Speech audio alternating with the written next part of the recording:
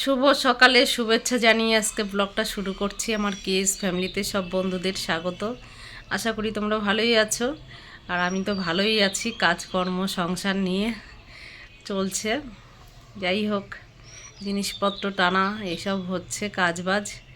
আর সকালবেলা তো দেখতেই পারবে কি নিয়ে বসে পড়েছি। আলমারির মধ্যে কিছু জামা কাপড় ঢোকাবো আগে।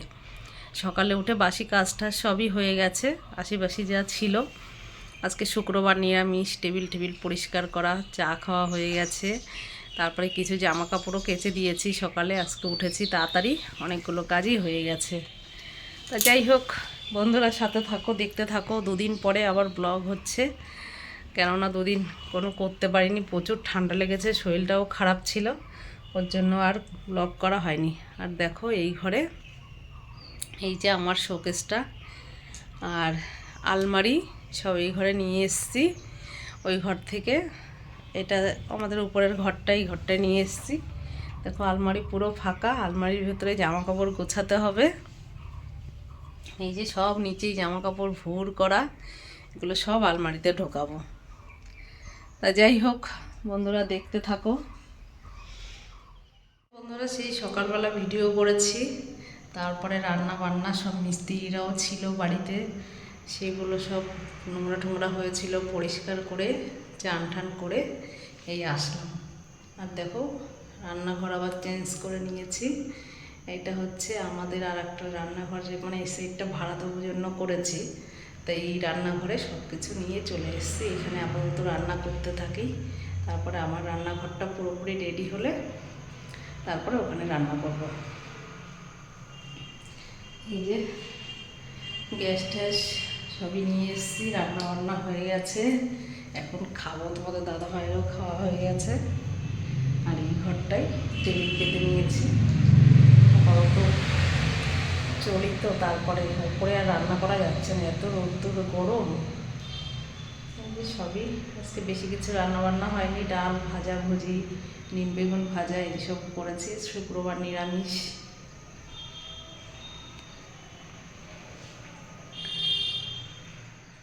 সন্ধ্যা বন্ধুরা, দেখো, দুপুরবেলা খাওয়া দাওয়া করে একটু শুয়েছিলাম। আর কি বলতো, প্রচুর ঠান্ডা লেগেছে তো, কদিন তো ওষুধ খেয়েছি, বুঝতে পারছিলাম না, ওষুধ খেয়ে কম ছিল।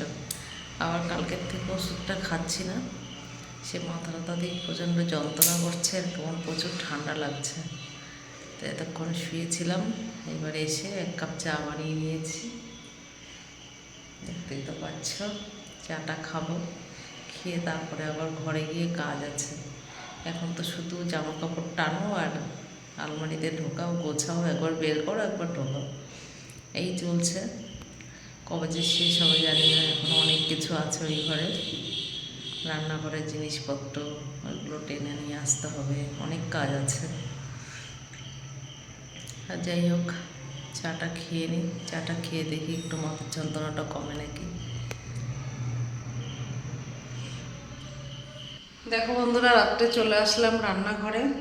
আর রাত্রে খাওয়া দাওয়া হবে কী বলতো, ভাত আর হচ্ছে গরম গরম পটল ভাজা করব, আর ডাল ঠাল তো এইসব আছেই, ওই সব দিয়ে হয়ে যাবে।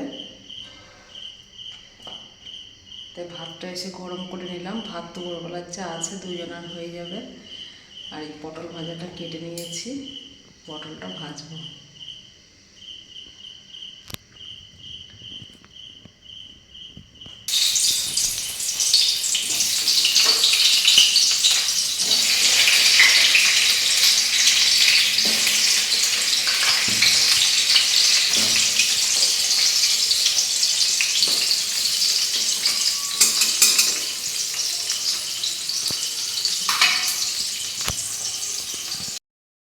দেখো বন্ধুরা, কালকে রাত্রে সেই খাওয়া দাওয়া করে শুয়ে পড়েছি, আর কালকে তো ভিডিও বেশি করা হয়নি।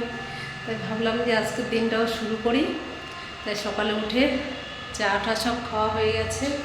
আর কি বলতো, রান্নাবান্না বসিয়ে দিয়েছি। তোমাদের দাদাভাই বাজার থেকে চলে এসছে, কাঁচা ধোয়া করলাম। এখন অনেকটাই বেলা হয়ে গেছে, 12টা বেজে গেছে। আবার আজ সকাল 12টার থেকে ব্লগটা শুরু করলাম।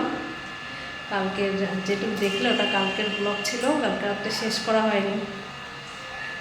আর এই যে কী কী রান্নাবান্না হচ্ছে, চলো।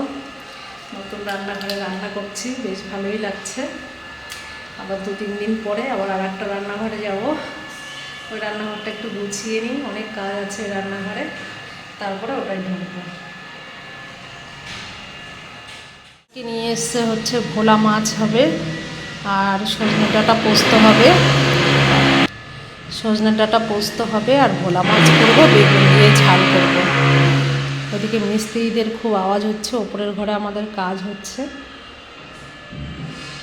যে তেলও বসিয়ে দিয়েছি, এটা সজনে ডাঁটাটা বসিয়ে দেবো।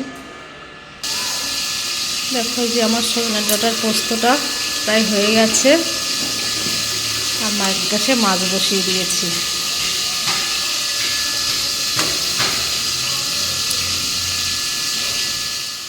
শুভ সন্ধ্যা বন্ধুরা।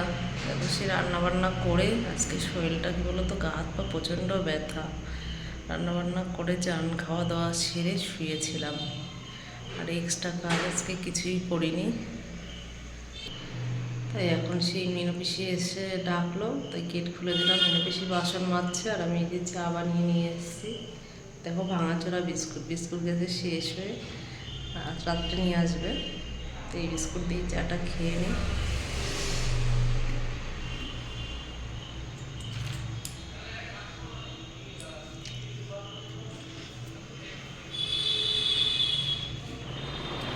দেখো বন্ধুরা, এই যে শুয়ে পড়েছে কপালে হাত দিয়ে, সারাদিন খাটাখাটনি করে রাত্রে খাওয়া দাওয়া করে চলে আসলাম। রাত্রে ভাত খাওয়া দাওয়া হলো, এখন শুয়ে পড়বো।